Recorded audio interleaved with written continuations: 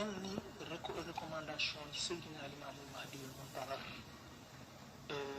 am na lu bëri lu mu sàkku ci ñun, am na lu bëri lu ñu digal, am na lu bëri lu ñu tere.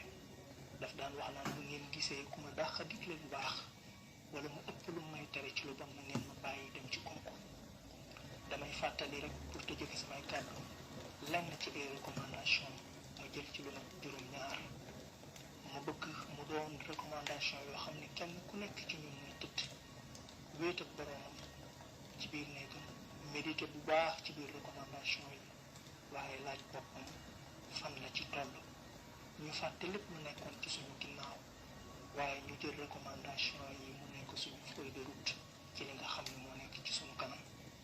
recommandation bi ci jiitu mooy wax ji mu wax moom alayhi salaatu wassalaam ni usikum an tajaalu baynakum al mahabba fa inna ahla al jannati yatahabbuun wala tajaalu baynakum al adaawata wal bagdaa. maa ngi leen di dénk ngal la ngeen def bëggante ci seen diggante ndax yéen ñooñ aljana ngeen te waa aljana dañuy bëggante. te maa ngi leen di ñaan yéen samay taalibe na ngeen fexe ba noonu bu mu am ci seen diggante te ak meroo bu leen ko xajal ci seen diggante. recommandation numéro 2 Seydina Limaamul Mahdiyul Muntazar nee na laa tadunnu li axiikumul muslim illa al xayr wajtanibu an zanni suu. na ngeen fexe ba bu leen njort ci seen mbokkum jullit lu dul lu baax te lépp lu njort lu ñaaw ci doomu aadama na ngeen maka moytul lu ngeen mën. recommandation numéro 3 Seydina Limaamul Mahdiyul Muntazar nee na laa tabaaxadu wala taxaasadu wala tadaabaru wala tabaarazu wala tasaafaru wa kunu ibadallahi ixwaanan. nee na yéen samay taalibe bu leen di meroo, bu leen di merante, bu leen di iñaanante, bu leen di wanante ginnaaw, bu leen di jàmmaarlu, bu leen di suufalante. ay jaami yàlla ngeen te li ma bëgg mooy ngeen nekk ay dëgg-dëggi bokk.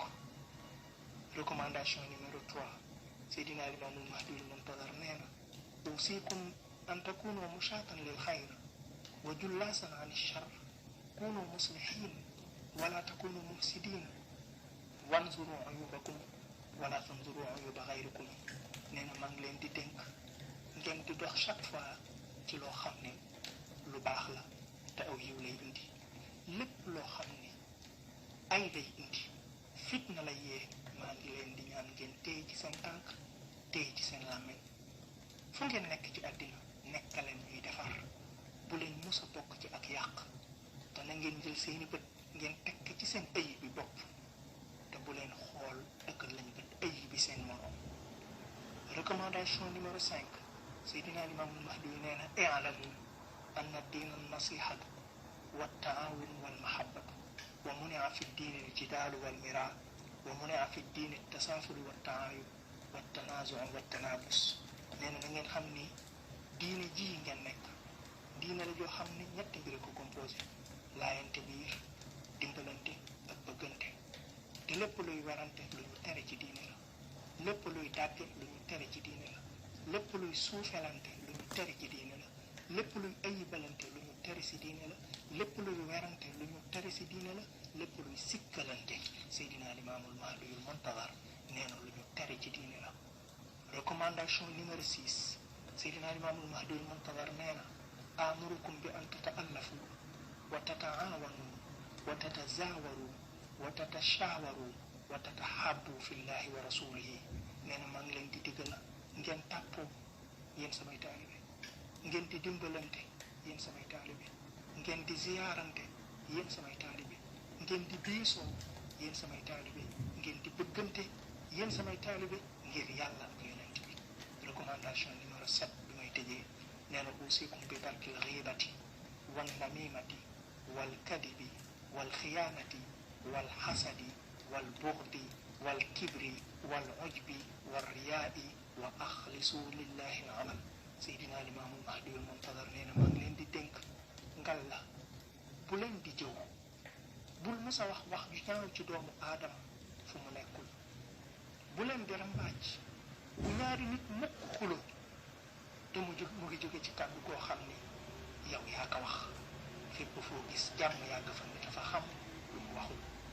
nee na bu leen di wax mukk wax joo xam ne leer na leen ni uute na ak dëgg ji am.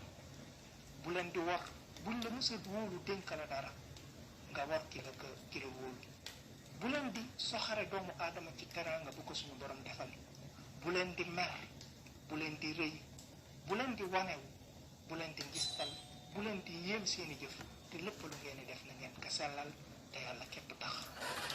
mbokk yu tedde yi,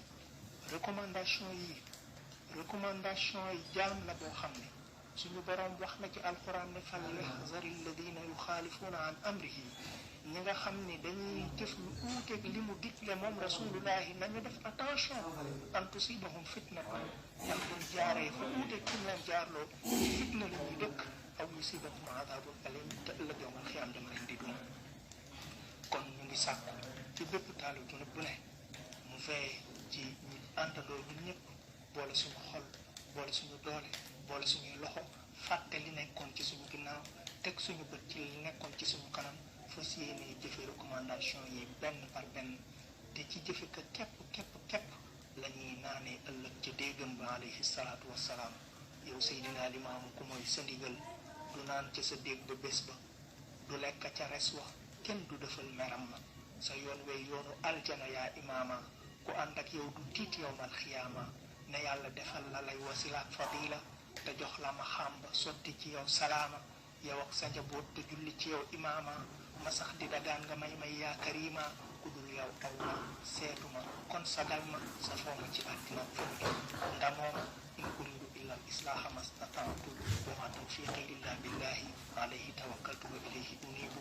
assalaamu aleykum wa rahmatullahi taala wa barakatuh.